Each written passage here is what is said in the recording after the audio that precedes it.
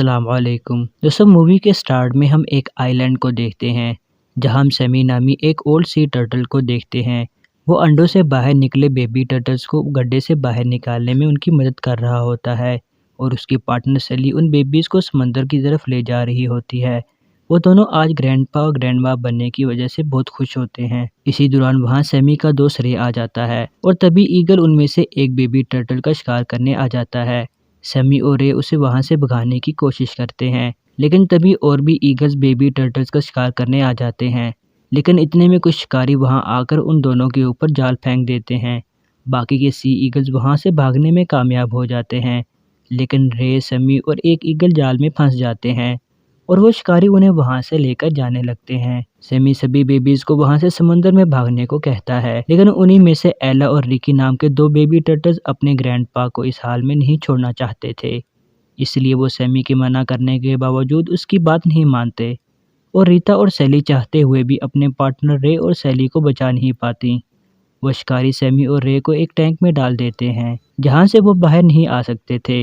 वहां उन्हें एक लॉबस्टर मिलता है जो अक्सर ही गुस्से में रहा करता था। एला और रिकी भी उस जाल के साथ वहां आ चुके थे और वो अपने ग्रैंडपा के पास उसी टैंक में आ जाते हैं। सैमी उन्हें वहां देखकर बहुत परेशान होता है और उन्हें वहां से बाहर भेजने की कोशिश करता है, लेकिन वो उसी के साथ रहना चाहते थे। सैमी और रे की कोशिश के बावजूद भी रिकी और एला को वहां से निकाल नहीं पाते। तभी वहां उन्हें एक ईगल नजर आता है जो एक केज में बंद होता है और उन्हें ना चाहते हुए भी उसे मदद मांगनी पड़ती है।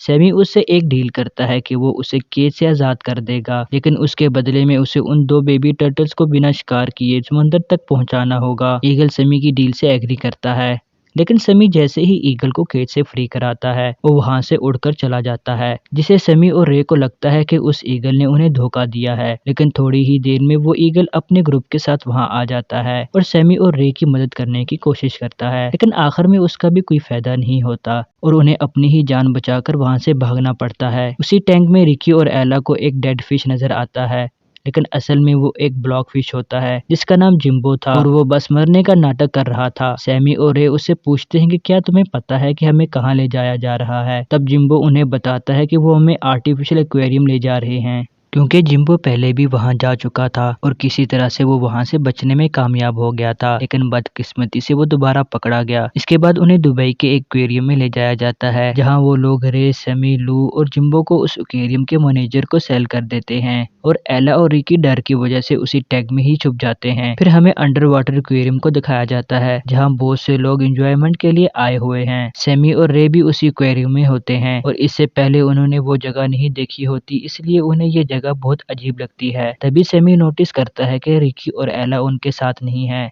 जिस वजह से सैमी बहुत फिक्रमंद होता है। तभी वहां पर फिश कपल आते हैं और जिम्बो को देखकर बहुत हैरान होते हैं। सैमी और रे एला और रिकी को ढूंढने लगते हैं ताकि वो उन्हें लेकर वहां से निकल सकें। वो फिश कपल उन्हें कहते हैं कि यहाँ से निकलना बहुत मुश्किल है और सिर्फ बिग डी ही तुम्हारी इस मामले में मदद कर सकता है। दूसरी तरफ एला और रिकी अभी भी उसी टैंक में छुपे हुए हैं, लेकिन उसकी सफाई के लिए वो लोग उसे खाली कर देते हैं और रिकी और एला वहां से निकलकर सीधा समुद्र में पहुंचते हैं। वहीं बिग डी के दो चमचे एडम और लूकस रे और सैमी को देख लेते हैं और अपने बॉस बिग डी को इसकी खबर देते हैं। वो बिग डी दिमाग से बहुत तेज और चालाक था। लूकस और एडम उसे बताते हैं कि जिम्बो वापस आ गया है और उसके साथ दो बड़े टर्टल्स भी हैं। ये सुनने के बाद बिग डी उनसे मिलने जाता है, लेकिन वो उन्हें कुछ नहीं करता। वहाँ वो एक दूसरे को इंट्रोड्यूस करते हैं और बिग डी उन्हें उस जगह के बारे में बताता है। उस दौरान उन्हें एक फिश भी नजर आता है जो काफी अरसे से वहाँ के मिरर को तोड़ने की कोशिश कर रहा था, इस उम्मीद में कि एक दिन ये मिरर जरूर टूट जाएगा। आगे हम देखते हैं कि बिग डी ने उनके दोस्त लूपस्टर को बांध रखा है क्योंकि उसमें बहुत एटीट्यूड था और किसी भी अनजान क्रिएचर को अपने एरिया में नहीं आने देता था, लेकिन सैमी के कहने पर वो उसको आजाद कर देता है। इसके बाद वो उन्हें केव नमा एक नैरो एरिया में ले जाता है जहां बहुत से क्रिएचर्स वहां से निकलने का रास्ता बना रहे होते हैं। वहीं जैक्स नाम का एक फिश डरते हुए भागकर बिग डी के पास आता है क्योंकि उसे लगता था कि एक्वेरियम में घूमने आए लोग उसे अपना शिकार बना सकते हैं। तब बिग डी उसे रिलैक्स करने के लिए कहता है कि उसे ग्रुप में रहना है और अकेले बिल्कुल नहीं घूमना है। नेक्स्ट सीन में हम रिकी और एला को देखते हैं जो अपने ग्रैंडपा की तलाश कर रहे होते हैं। तभी उनकी मुलाकात एनाबेल नाम की एक बेबी ऑक्टोपस से होती है जो बहुत ही फ्रेंडली होती है और वो बहुत ही जल्द दोस्त बन जाते हैं। लेकिन जिस दौरान वो खेल रहे होते हैं वह एनाबेल की मदर मार्गरेट आ जाती है। रिकी और एला के बारे में पूछने पर वो खुद को इंट्रोड्यूस करवाते हैं और बताते हैं कि वो अपने ग्रैंडपा की तलाश में निकले हैं जिन्हें किडनैप करके एक बड़े से टैंक में ले जाया गया है। वो मार्गरेट से उन्हें ढूंढने में मदद मांगते हैं जिसके लिए मार्गरेट आखिर में मान जाती है और वो साथ में एक्वेरियम की तरफ जाने के लिए निकल जाते हैं। वहीं एक्वेरियम में आए कुछ विजिटर्स को लॉबस्टर को बुरी तरह से काट कर खाते देख लेता है जिससे वो बहुत ज्यादा डर जाता है और वहां से भागते हुए सैमी और रे को भी इस बारे में बताता है, लेकिन वो उसे सीरियस नहीं लेते। वहीं जिम्बो उन्हें वहां से एक बार एस्केप होने की अपनी कहानी बताता है कि कुछ लोग वहां अक्सर सफाई के लिए आया करते थे, इसलिए मैंने सोचा कि अगर मैं इनके सामने मरने का नाटक करूं तो वो मुझे समुद्र में वापस फेंक देंगे क्योंकि मैं उनके लिए टेस्टी नहीं था और मेरा ये प्लान ऑलमोस्ट सक्सेसफुल होने वाला था। लेकिन जो इंसान मुझे टेस्ट करके समुद्र में फेंकने वाला था वो बहुत देर तक फोन में ही बिजी होता है, जिसकी वजह से मैं काफी देर तक बगैर पानी के तड़पता रहा। लेकिन किसी तरह से आखिर में मैं वहां से निकलने में कामयाब रहा। रे और समी उन्हों से वहां से निकलने का प्लान पूछते हैं।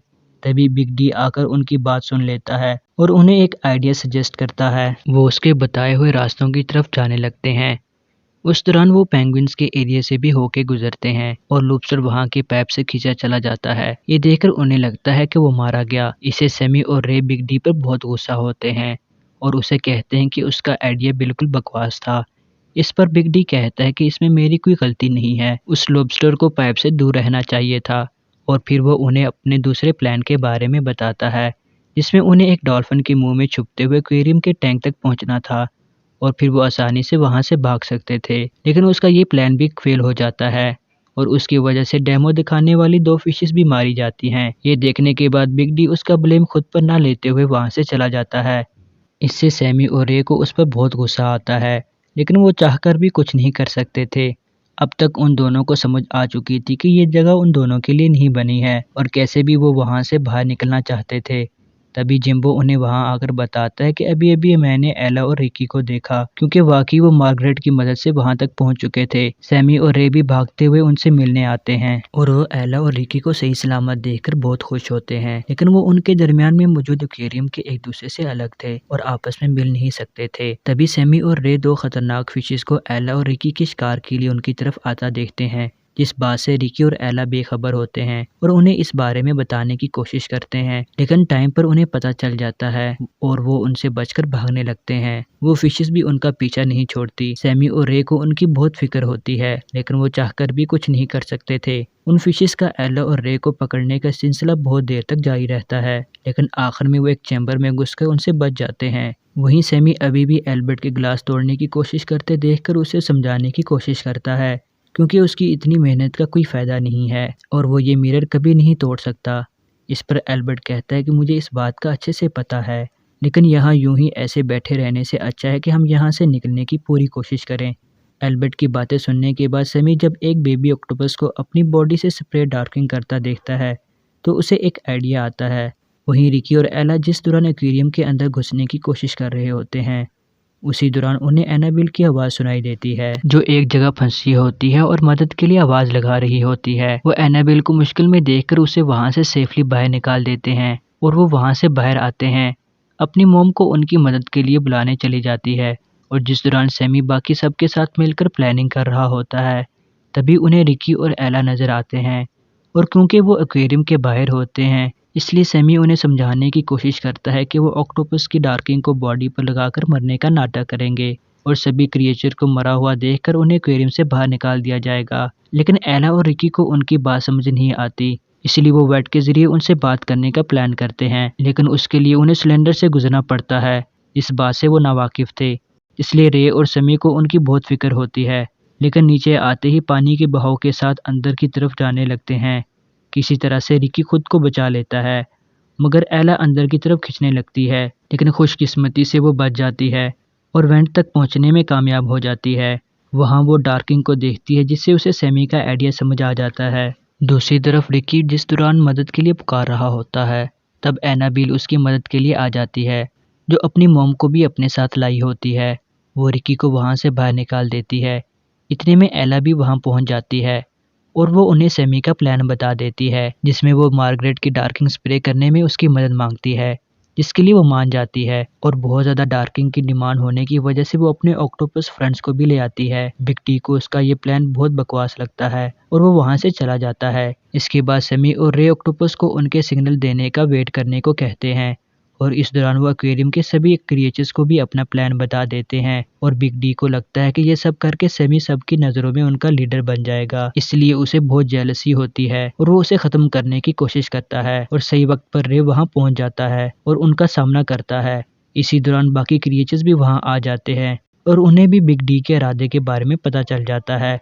असल में वो कभी भी चाहता ही नहीं था कि कोई भी क्रिएचर यहाँ से बचकर निकल सके, ताकि वो हमेशा ही उनका लीडर बना रह सके और वो सब बाकी क्रिएचर्स को गुमराह करने की कोशिश कर रहा था कि वो केव में वहाँ से निकलने के लिए रास्ता बनवा रहा है, जो कि असल में उसका दिखावा था, ताकि सभी उसे अपना लीडर मानते रहें। उसके किए के लिए सभी उसे वहाँ अकेला छोड़ देते हैं और सभी क्रिएचर्स वेंट के पास इकट्ठा हो जाते हैं, जहाँ बाहर से सभी ऑक्टोपस उन पर डार्किंग स्प्रे कर रहे होते हैं और उसे अपनी बॉडी पर लगाने के बाद सभी क्रिएचर्स एक्वेरियम के विजिटर्स के सामने ऐसा शो करते हैं कि जैसे वो सभी मरने वाले हैं और पानी में डार्किंग को देखकर सभी को लगता है कि शायद पानी में ऑयल फैल चुका है, जिससे सभी क्रिएचर्स को खतरा हो सकता है और उन्हें लगता है कि शायद इसी वजह से सारे क्रिएचर्स मारे जा रहे हैं। इसलिए वहां आए सभी विजिटर्स मैनेजर को इमरजेंसी डोर ओपन करने के लिए फोर्स करने लगते हैं, ताकि सभी समुद्र पहुंचकर अपनी जान बचा सकें और आखिर में विजिटर्स के काफ़ी फोर्स करने पर मैनेजर को इमरजेंसी डोर ओपन करना पड़ता है, जिससे सभी क्रिएचर्स एक्वेरियम से निकलने लगते हैं।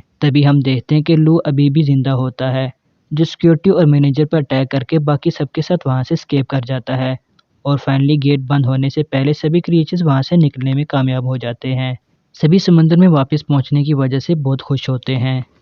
बिग डी को भी अपनी गलती समझ आ चुकी थी और वो भी उनके साथ बाहर आ जाता है।